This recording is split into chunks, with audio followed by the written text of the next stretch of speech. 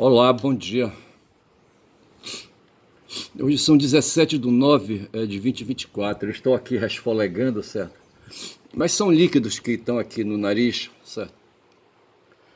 Eu não sei o que isso tem a ver, se é questão aí, sabe, de rinite, essas coisas assim, entendeu? Mas assim, aí de vez em quando assim dá, parece que tá assim, umedecido demais o nariz, sabe? Aí a gente puxa assim, sabe? Mas eu sinto uns inchaços no nariz, eu não sei que porra é essa. Teria que procurar um médico, certo? Um especialista, certo? Diriam meus filhos. Mas assim, olha, eu estou aqui com uma tela aberta aqui falando de aparelhos ideológicos de Estado. Às vezes eu quero falar, sabe, dessa questão ideológica e só sai às vezes aparelho de Estado, certo? Mas na verdade o completo é aparelhos ideológicos de Estado, certo? E teve um filósofo aí, sabe, o Louis Althusser, aí um filósofo francês, sabe, que tratou dessa questão aí, tá certo? E quando a gente fala de aparelhos ideológicos de Estado, certo? Aqui está escrito assim: designamos uma série de realidades que se apresentam ao observador na forma de instituições separadas e especializadas. Veja, está falando aqui de instituições, certo? Separadas e especializadas. Propomos uma lista empírica que exigirá naturalmente ser examinada em detalhe, testada, corrigida e trabalhada. Sob todas as reservas a esta exigência, podemos, no momento, considerar como aparelho ideológico de Estado, aí ele fala de A e E, as seguintes instituições, veja que fala de instituições de novo: a ordem que as listamos não tem significado especial. Então tem o aparelho ideológico de Estado religioso, o aparelho de Estado ideológico de Estado escola, o aparelho ideológico de Estado família, o aparelho ideológico legal. Eu acredito que aqui está o Poder Judiciário, as instituições do Poder Judiciário, o aparelho ideológico político, o aparelho ideológico sindicato, o aparelho ideológico de informação, o aparelho ideológico de cultura. Quando fala aqui do aparelho ideológico de informação, estamos aí num campo, sabe, que para mim ele é vital, que é o campo das instituições empresariais de comunicação, certo? Como a Rede Globo. Se fala que a Rede Globo, bicho, promoveu o golpe de Estado de 64. Outro dia uma chilena falando sobre o golpe de Estado lá em 73, quando houve a deposição do Allende, do Salvador Allende no Chile, certo? Por Pinochet. Como é o primeiro nome do Pinochet, hein? Porra. Aí o que aconteceu? Ela diz que aparentemente o Pinochet, por ser militar, certo? Então seria um golpe militar, mas na verdade ela diz que foi um golpe empresarial. Eu quero crer também que aqui no Brasil, sabe, o que houve foi um golpe empresarial, onde a Rede Globo ocupou um papel importante, certo? Só que a Rede Globo ela não estava sozinha, bicho, nisso aí. Ela estava apoiada por fora. Havia o Departamento de Estado, vai ver, sabe, estadunidense, sabe, que deu toda a cobertura. A CIA, certo, foi aí o interlocutor desse Departamento de Estado, sabe, e que promoveu esse golpe que nós dizemos que foi militar, mas na verdade ele tem tudo para ser um golpe empresarial também, como houve no Chile, certo? Um golpe empresarial. O principal articulador disso aí, sabe, foi o cara que segurava o megafone, o Boca de Ferro, sabe, que era a Rede Globo de televisão, que na época não existia, certo? E me parece que com financiamento, com dinheiro, com malas de dinheiro aí, sabe, da CIA, certo, dos cofres dos Estados Unidos, do governo estadunidense, certo?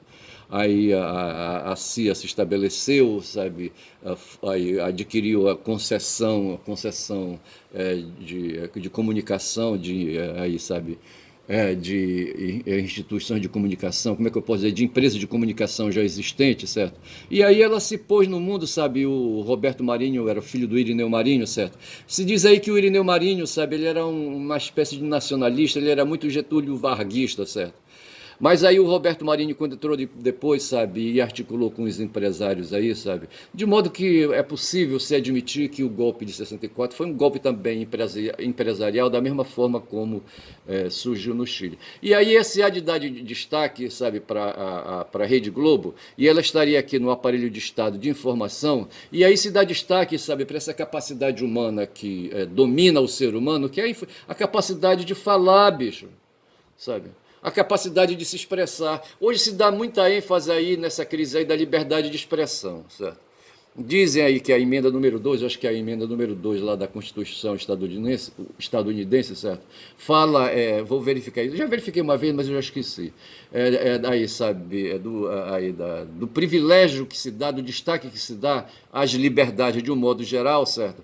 Todos os pais fundadores, rapaz, dos Estados Unidos, quando ali chegaram ali na Nova Inglaterra, sabe, ali eu não sei onde é que, qual é o estado aí, sabe, da Nova Inglaterra, não sei se tem o estado Nova Inglaterra, mas o fato é que um bando aí, sabe, de anglo-saxões correram com medo lá da Inglaterra, sabe, do rei Henrique VIII, sabe, e eram todos protestantes, acho que eles eram luteranos, sabe, e vieram correndo, rapaz, de lá, atravessaram o oceano, sabe, e esses caras imprimiram uma ética ali, sabe, uma ética protestante ali naquela região, sabe, e desenvolveram essa ética protestante.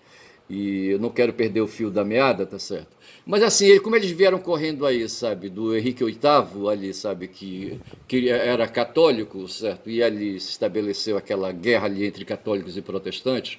Então eles vieram aí, sabe, fugindo com meio de ter a liberdade de religião ali, sabe, de exercício de espiritualidade, aquela coisa toda, e vieram correndo de lá, sabe? Quando chegaram lá ali na Nova Inglaterra, sabe, na beira ali, sabe, na praia, ali nos Estados Unidos, aí eles começaram a desenvolver a própria cultura, certo? E ficou marcante neles aí, no DNA deles aí, sabe? O medo, o terror, sabe? A opressão que atingisse a liberdade do modo geral e a liberdade de expressão. Hoje aqui no Brasil, o que mais se fala, porra, é nesse negócio de liberdade de expressão. Mas como ela é falada, sabe? Propalada pelos extrema-direitistas, sabe? Aí vem a falsidade nessa falação, sabe? E aí se dá para desconfiar. Mas a liberdade de expressão tem tudo a ver com a capacidade de falação, sabe? Que o ser humano tem, certo? A capacidade de linguagem, tá certo? E a Rede Globo se situa aí, bicho, ela explora esse meio aí, sabe, de produção da informação, porque assim, a fala, sabe, a falação, a expressão, ela serve e se concretiza, se materializa na expressão de informações. Tá certo. Outro dia o Horta, sabe, falava de informação e tecnologia, eu achei interessante, tá certo. E ele definia assim a informação como sendo aí, a capacidade de produzir dados, dados informativos, dados de conhecimento, tá certo? E a tecnologia seria justamente o conjunto dessas informações aí, não tanto ali, sabe, a aplicação científica das informações, certo? Mas mais ali o conjunto das informações que se tinha, tá certo? Então você tem a informação e tem a tecnologia. E no campo aí sabe, da informação também, do conhecimento, se dá essa história aí, sabe, dos aparelhos ideológicos do Estado, tá certo? Aí a ideologia aqui, sabe, de que falou a Althusser, é coisa de pensamento, bicho. É coisa no campo da política, sabe? É coisa no campo das ciências sociais, tá certo? E tem aí, sabe, quem está dominando cria instituições que são chamadas de aparelhos, certo? E aqui nós estamos aqui dentro da organização institucional da cidade, sabe, do ponto de vista da governança, da governação, e onde aparece a figura da instituição Estado. E esse Estado cria, sabe, seus aparelhos ali nos três poderes, como é o caso aqui no Brasil, certo? Nos três poderes republicanos, certo? Os poderes executivo, judiciário e executivo, judiciário e legislativo, tá certo? A partir desses três poderes, certo? E a partir do Estado se cria ali no âmbito da sociedade, sabe? Ali o mercado, tá certo? Então mercado e Estado, sabe, produzem também suas instituições, e esses aparelhos ideológicos, eles se estabelecem a partir dessas entidades aí, sabe, criadas pelos seres humanos, sabe, de entidades culturais, tá certo? E que vão ser chamadas de aparelhos ideológicos, na medida que esses aparelhos funcionam para favorecer quem faz a governança, a governação política do Estado e da sociedade do modo geral, certo? Inclusive do mercado, tá certo? E aí fecha a questão, bicho, sabe? Aí eu queria explorar também, outro dia, o Horta, foi o Horta que falou outro dia, sabe?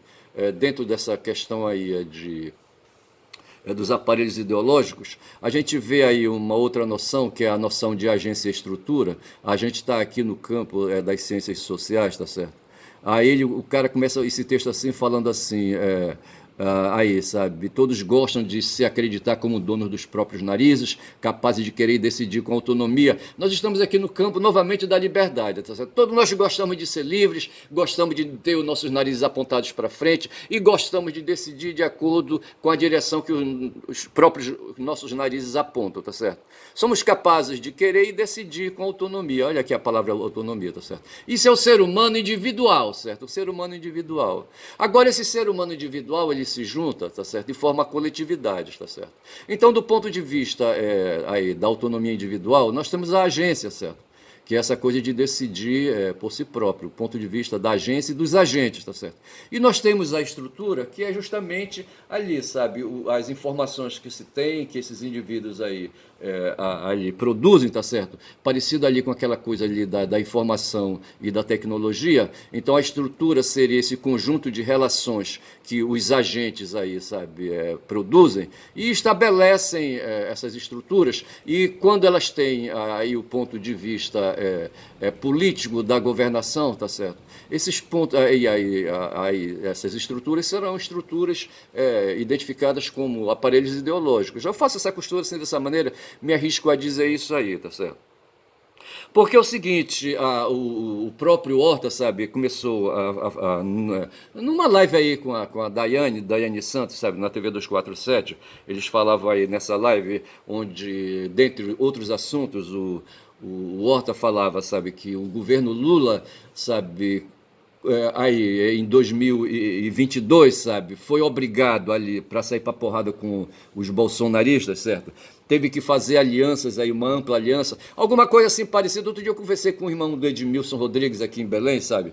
E ele me falou, foi um cara que eu conheci, sabe, quando eu vim do interior e conheci esse irmão do Edmilson no gabinete da deputada Araceli Lemos, tá certo? E assim, ele estava num ambiente onde deveria fazer consulta, e eu também, consulta médica, entendeu? E assim, num dos papos aí, rapidamente trocamos uma ideia e se falou, sabe, da ameaça que tem hoje o Edmilson de fazer a disputa eleitoral enfrentando a máquina estadual do Helder Barbalho, sabe, em favor do primo dele, Igor Normando, certo? E do desgraçado, malvadão aí, rapaz, bolsonarista, sabe, o tal de Éder Mauro, tá certo? Tem o Igor Normando e o Éder Mauro. E tem o Helder Barbalho, certo? São 3 contra 1, rapaz, o fumado Edmilson, puta que pariu, tá certo? Aí assim, sabe, a discussão que iniciou ali, não é discussão, mas o ponto que o irmão do Edmilson tocou foi isso, sabe, essa ampla aliança que se fez aqui também aí em Belém do Pará, sabe, para poder derrotar um bolsonarista aí chamado Iguchi, o japonês da Federal, tá certo? Ele está candidato de novo aí. Mas o fato foi o seguinte, que para derrotar o fascismo bolsonarista, tá certo? Teve o Lula que fazer uma ampla aliança, trouxe Tebet para dentro do segundo turno, sabe? E o Alckmin, sabe, como vice, aquela coisa toda, tá certo? E ele diz que para garantir a governança depois de ganhar a eleição, sabe? Ele teve que manter essa aliança, bicho, porra. Porque senão ele seria derrubado. Tem um negócio que diz assim, sabe? Nós não podemos deixar o sujeito ser eleito, certo? Se for eleito, a gente não pode deixar ele governar. E se ele começar a governar, ele não pode continuar governando. E por aí vai espichando a coisa aí. E foi mais ou menos isso que aconteceu com o Lula, certo? O Lula derrotou Bolsonaro, tá certo? E aí, sabe, formou uma ampla aliança antes para derrotar o Bolsonaro e depois aí para fazer a governança ele teve que fazer aí, sabe, a manutenção dessa ampla aliança, tá certo? E hoje ele é refém disso, bicho, sabe? Tá certo? Os progressistas nacionais estão na mão de um cara chamado Arthur Lira, vê se pode, nas mãos de um cara chamado Rodrigo Pacheco, tá certo? Que são os dois chefes aí, os dois presidentes das duas casas legislativas, Senado e Câmara Federal, tá certo? Os caras estão aí, rapaz, nesse momento fazendo pedido de impeachment, certo? E oferecendo, sabe, aí, sabe, as suas forças e querem aí, sabe, para aí apoiar o cara, sabe, tanto o Rodrigo Pacheco quanto o Lira na reeleição aí, na eleição de seus candidatos. O candidato do Pacheco é um tal de Alcolumbre, certo, Davi Alcolumbre, certo, que já foi presidente do Senado, eu acho. tá certo? E o do. O Lira está entre dois candidatos aí, certo? Um deles é bolsonarista de fumar, entendeu? E os caras estão dizendo assim, os bolsonaristas aí, que tem votos ali dentro das duas casas, certo? A gente apoia os candidatos de vocês, mas vocês têm que apoiar o nosso projeto de anistia. Então é isso do que se trata, tá certo? Esse jogo hoje de empurra que nós temos aqui, onde há, sabe. Agências e estruturas em jogo, sabe? Aparelhos ideológicos de Estado em jogo, tudo isso está acontecendo aí, tá certo? É, os agentes hoje são aí os bolsonaristas. O Horta diz assim, rapaz, o problema da, assim, sabe, o Lula caiu no Marapuca, tá certo? Com essa história de frente ampla, certo? Porque ele tinha que derrotar o bolsonarismo e por hora ele está fazendo combate muito de leve, inclusive, diga-se de passagem, apenas aos bolsonaristas, tá certo? Quer dizer, ao invés de derrotar o bolsonarismo enquanto ideologia, tá certo? E suas instituições, tá certo? O Lula está fazendo combate aos agentes, tá certo? E não às estruturas. É essa questão que está posta aí, tá certo? Aí é o seguinte, eu vou agora evoluir um pouquinho mais. Isso me ajuda quando eu penso essas coisas aí, sabe, a compreender o que é que está acontecendo, sabe? Inclusive a compreender o que é que representa Pablo Marçal, o que é que representa o Datena, a cadeirada de Datena em Pablo Marçal, sabe? O que representa ali o Ricardo Nunes, sabe, nessa luta com o Boulos, certo? E o que representam aqui na minha cidade, Belém do Pará, sabe? O Edmilson está lutando com 4 forças medonhas, inclusive o Iguchi, o japonês da Federal, ver se pode, tá certo? Égua, não é fácil, bicho, puta que pariu. Mas assim, vamos avançar então um pouquinho mais aí, tá certo? E eu falei dessas coisas todas. Mas assim, sabe, a explanação do Horta ela é muito densa, bicho, sabe? E não vai dar pra gente aí.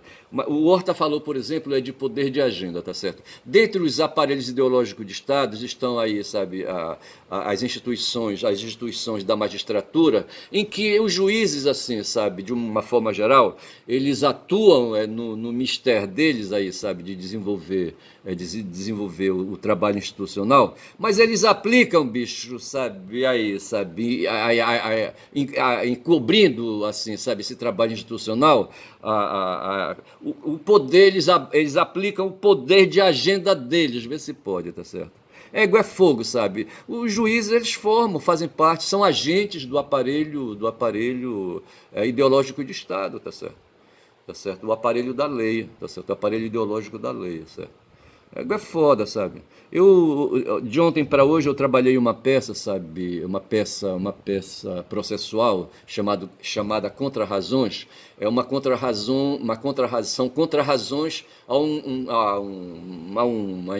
movimento de uma pessoa, sabe? Que eu estou enfrentando no processo. É uma seguradora, a seguradora do Banco do Brasil, rapaz, sabe? O cara comprou, adquiriu, aí, sabe? Emprestou dinheiro da Caixa Econômica, essa é a versão, né, a versão da vara, sabe, do juiz, certo? Que a Caixa Econômica, o Banco do Brasil apenas emprestou o dinheiro para o meu cliente, ver se pode. Quando eu achei que, na verdade, o imóvel que ele adquiriu do Banco do Brasil, bicho. Mas o juiz diz, não, não, não, não.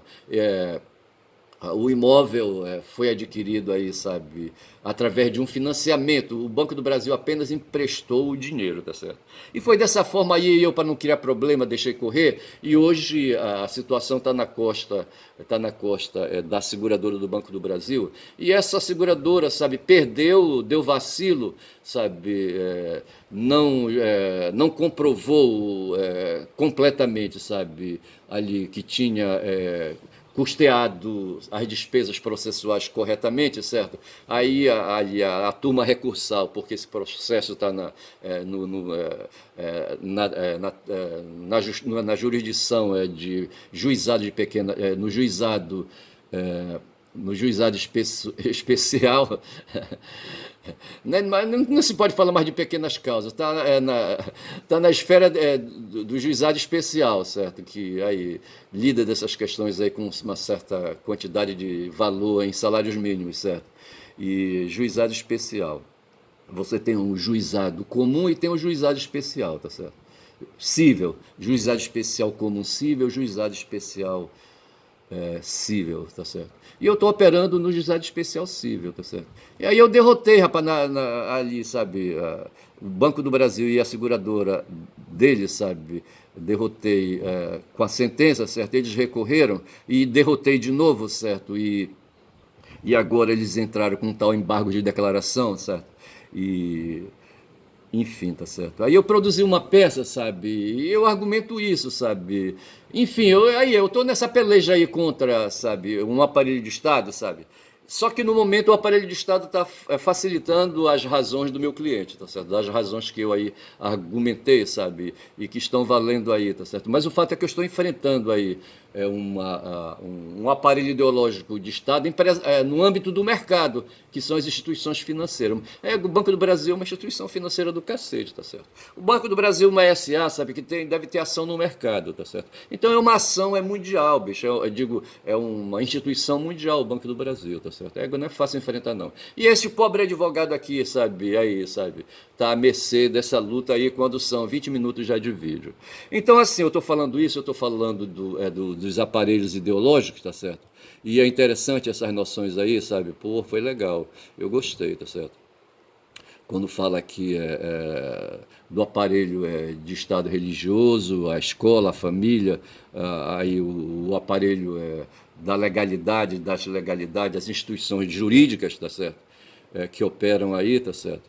E o aparelho político, aqui eu acho que aqui poderia estar ali, sabe, o Congresso Nacional, o sindicato, o aparelho ideológico de informação, o cultural, tá certo? Que são aí, por exemplo, o futebol estaria aqui, sabe, dentro dessa, o futebol, a arte, sabe, a música, estaria aqui dentro aí, e esses espaços aí podem ter instituições aí que podem funcionar como aparelho ideológico de Estado, como, por exemplo, a Academia Brasileira de Letras, tá certo? Pô, caralho, tá certo? E é assim, então, entendeu? Aí, dito isto, sabe, eu vou dar um salto aqui, eu vou lá pro meu X, só pra gente fechar aqui a questão, e pra gente não ficar aí, sabe, pendente de outras questões, certo? Bora ver aqui que aqui o X não, rapaz, eu falo X, mas não é o Blue Sky, tá certo? Aqui, publicou uma notícia, sabe? Diz número 2 da ditadura venezuelana afirma que Maria Corina está por trás de suposta conspiração contra o governo, tá certo? Ditadura de Maduro prendeu 6 estrangeiros neste sábado, incluindo 3 americanos e 2 espanhóis, tá certo? Aí o número 2 da ditadura afirma que Maria Corina está por trás de suposta conspiração contra o governo. Então essa coisa está rolando lá na Venezuela, certo? Aí eu fiz esse comentário aqui, tá certo? Olha o palavreado aí, ó burguês, me referindo aí, sabe, ao Globo, certo? Que faz parte, o jornal O Globo, tá certo? A Venezuela tem Constituição e direito ao funcionamento de suas instituições. Estou dizendo assim, a Venezuela tem Constituição e direito ao funcionamento de suas instituições. Está achando ruim? Muda para lá, opera uma revolução, entre aspas, e muda o regime, ora. Tá certo? Então é assim, para todos os efeitos, sabe, aí o Maduro, tá certo? É um ditador, mas quando, rapaz? O cara opera, aí houve eleição agora recentemente lá, tá certo? Número 2 da ditadura venezuelana. Mas por quê, tá certo? Ditadura venezuelana, certo? Nós fizemos eleições agora em 2022, tá certo?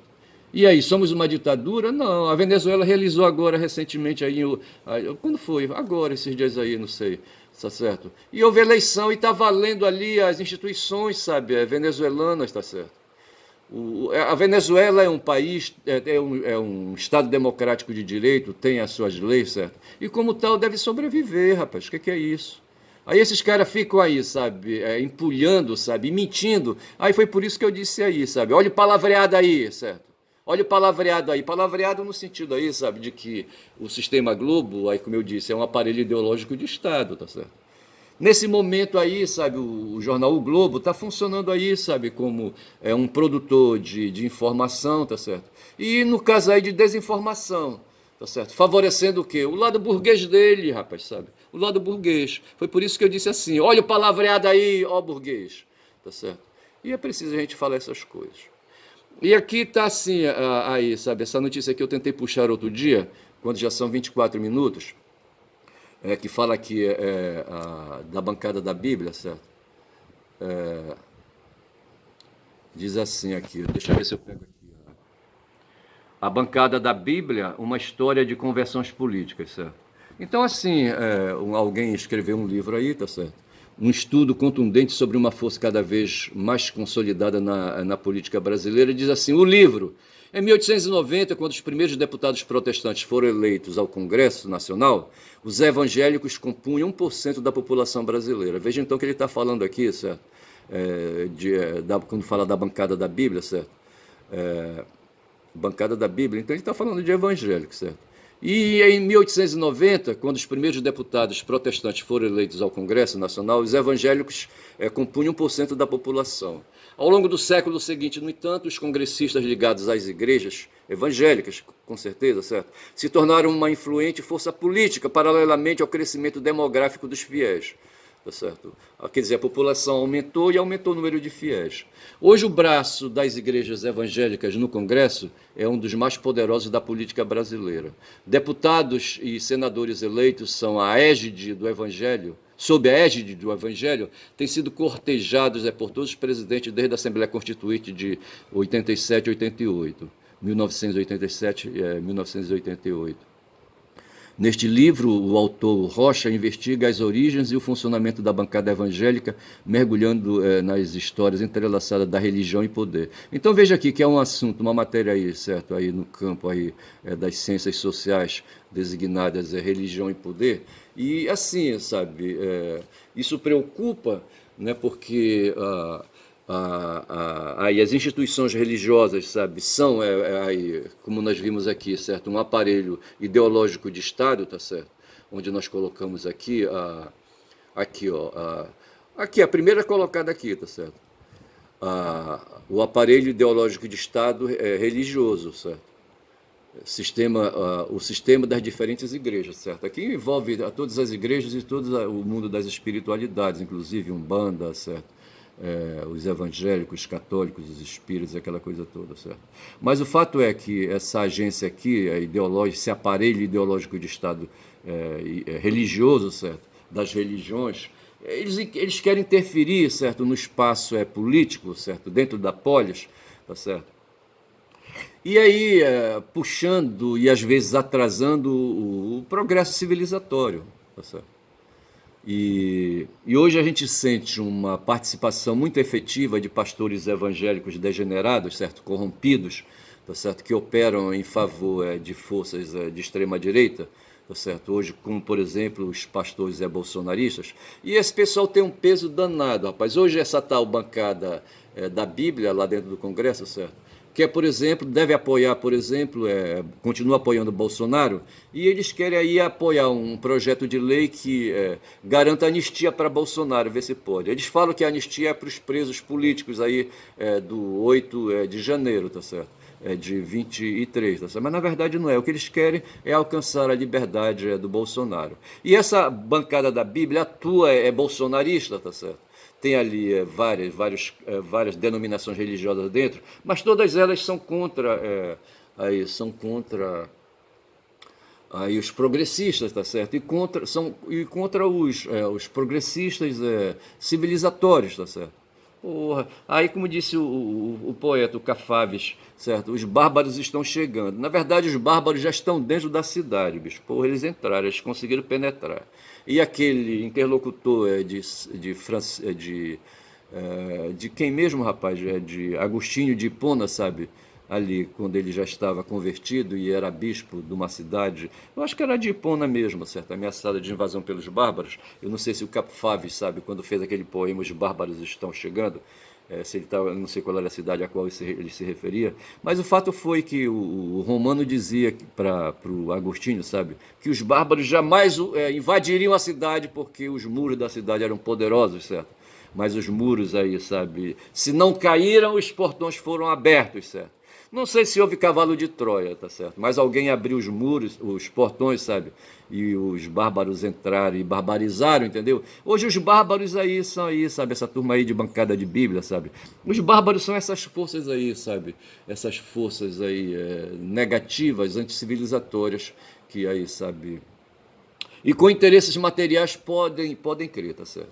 Aí, o interesse capitalista está por trás aí da alma dessas pessoas. Vou ficando por aqui, quando são 29 minutos de vídeo, já quase 30 minutos, tá certo? Falei, eu vou ter que sair mais tarde, vou ter que ir aí, sabe, ali resolver umas paradas aí, coisas de seres humanos, coisa de quem vive na matéria, de quem vive no tempo, sabe, e no espaço, sabe, sujeito às intempéries e sujeito aí, sabe, às obsolescências programadas do corpo, tá certo? Puta que pariu.